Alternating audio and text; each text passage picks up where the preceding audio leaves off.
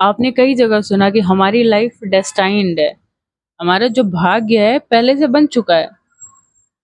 और इस डेस्टिनी को भाग्य बोलो, किस्मत बोलो, तकदीर बोलो, या स्पिरिचुअल लाइफ में अगर देखें तो इसको प्रारब्ध बोलते हैं। तो अगर सारी चीज़ें डेस्टाइन्ड है ना, तो फिर हम करें तो करें क्या?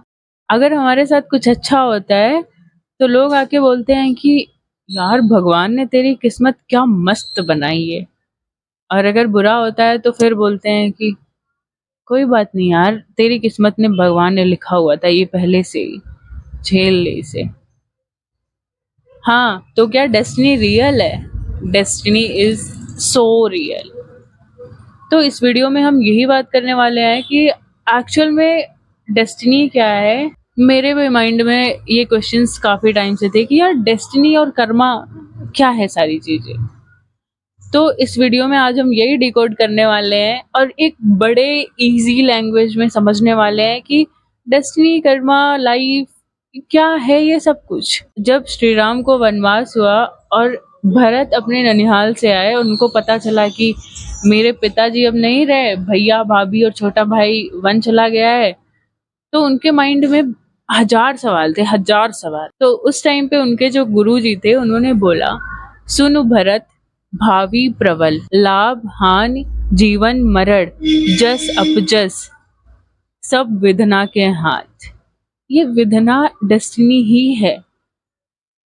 जो रामानंद सागर की जो रामायण है उसमें एक सॉन्ग है, वो तब आता है जब सब लोग अयोध्या आ जाते हैं, राम भगवान आ जाते हैं, सीता माता भी आ जाती हैं, सब आ जाते हैं।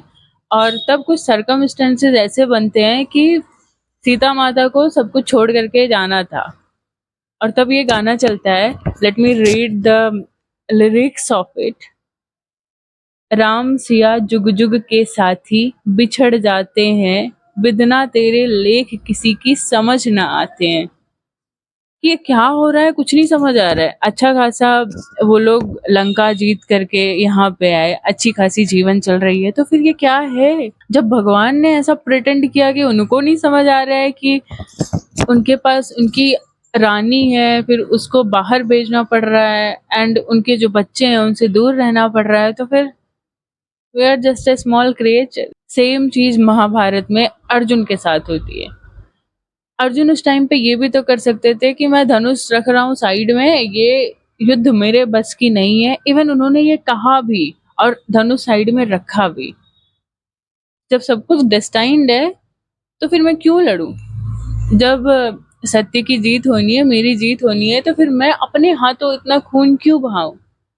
तो श्री कृष्ण ये भी तो कह सकते थे ना कि ओके चलो कोई बात नहीं, तुम चलो, हो गया, तुम्हारी सोच बहुत अच्छी है। पर उन्होंने नहीं बोला ऐसा। इसके पीछे ना वो डीप लेसन्स देना चाहते थे, जो हम हर जगह सुनते हैं कि कर्मण्येवाधिकारस्ते।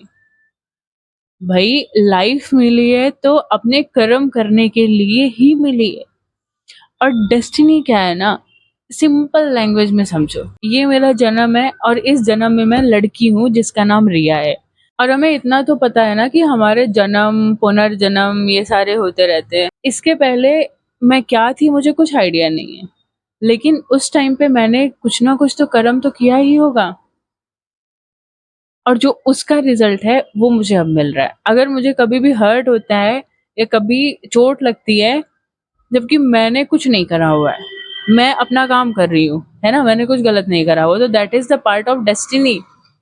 जो कुछ हो रहा है, कभी कभी ऐसा होता है कि अनएक्सपेक्टेड चीजें हो जाती हैं जो हम नहीं सोचते हैं, कभी नहीं सोचते हैं कि ऐसा होगा। ना हम उसे मैनिफेस्ट करते हैं, ना हम उसे अट्रैक्ट करते हैं, इवन ना हम उसको चाहते हैं कि ऐसा हो, बट वो हो जाता है।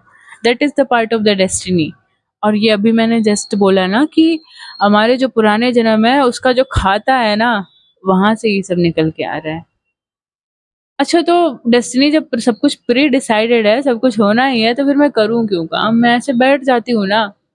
ये सवाल भी हमारे माइंड में आते हैं, दैट इज वेरी ऑब्वियस। तो इसका आंसर ये है कि अगर आप ऐसे बैठोगे भी ना, तो आपसे कर्म तो करवा ही लिया जाएगा। और ऐसा श्री कृष्ण अर्जुन को बोलते हैं कि अगर तुम यहाँ से छोड़ के चले भी गए ना, तो तुमसे कर्म ये वाला युद्ध तो करवा लिया जाएगा। कैसे? जब तुम बैठोगे ना तो तुम्हें यहाँ पे बोलेंगे कि तू क्षत्रिय है, जो लड़ नहीं रहा है, यहाँ खड़ा नहीं है, भाग गया, भगोड़ा निकला, तो तुम्हें जो है फिर आएगा गुस्सा और तुम उस गुस्से से आ जाओगे लड़ में। तो इससे बेटर है ना कि अभी जब मैं बोल रहा हूँ तो अभी अपने कर्म कर लो, अभी जाकर के युद्ध कर लो। This is so simple. So in a single line अगर इस वीडियो को रैप अप करना है तो डेस्टिनी जो है हमारी वो पास्ट कर्मों का रिजल्ट है। हमने जो अच्छा करा, जो बुरा करा, उसका रिजल्ट है, और वो हमें उसका रिजल्ट अब मिल रहा है, उसका फल हमें अब मिल रहा है। जब अगर हम किसी भी ऐसी सिचुएशन में जा रहे हैं जिसका हमें समझ नहीं आ रहा है कि ये शुरू कहाँ से हुआ, खत्म कहाँ हुआ, इसमें मेरी क्या गलती थी, इसके लिए मैं क्यों सफर कर रही हूँ, तो वो हमारे डेस्टिनी का पार्ट है। आप कितने भी अच्छे इंसान हो, अभी आपको डेस्टिनी तो हिट करके ही रहेगी, और जो हम अभी करेंगे वो हमारी फ्यूचर की डेस्टिनी बनेगी, वो हमारा भाग्य आगे वाले टाइम के लिए हमारा भाग्य बनेगा। जो हम पिछले करके आ गए हैं वो हमारा आपका भाग्य है। That is so simple. तो इन शॉर्ट जिस पे भगवान श्री कृष्ण ने भी फोकस किया है, भगवान राम ने भी यही पोर्ट्रे कर रहा है कि सिचुएशन, सर्कमस्टेंसेस बहुत अनसर्टेन होंगी, तुम्हारे सामने ऐसे चुटकियों में कुछ भी आ जाएगा। That is a part of destiny, it is all right, but अपना काम करो with full of the honesty, अपना कर्म करो।